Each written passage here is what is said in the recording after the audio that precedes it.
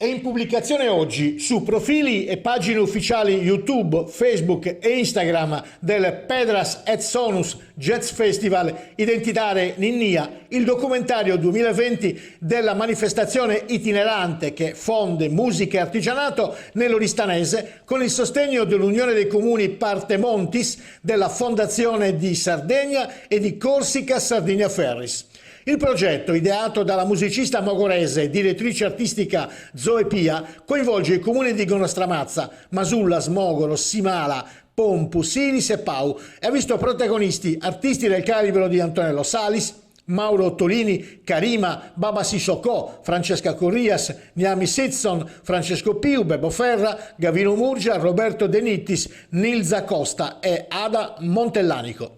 La cultura non si ferma, questo è stato il motto degli operatori dello spettacolo che hanno lavorato duramente durante la pandemia che ci ha travolti. Queste le parole di Zoe Pia.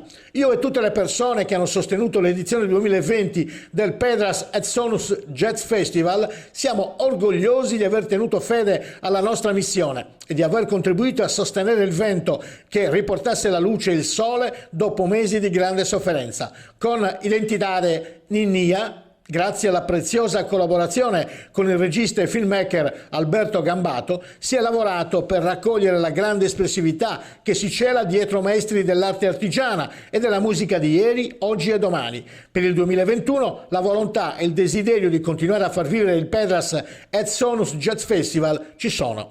Ci auguriamo di spegnere le 4 candeline del progetto con un programma artistico di ampio raggio, ha concluso Zoe Pia. Un coinvolgimento e una promozione del territorio della Marmilla, una tessitura sempre più inclusiva che contribuisca alla crescita culturale ed esperienziale della società con particolare riguardo alle giovani generazioni.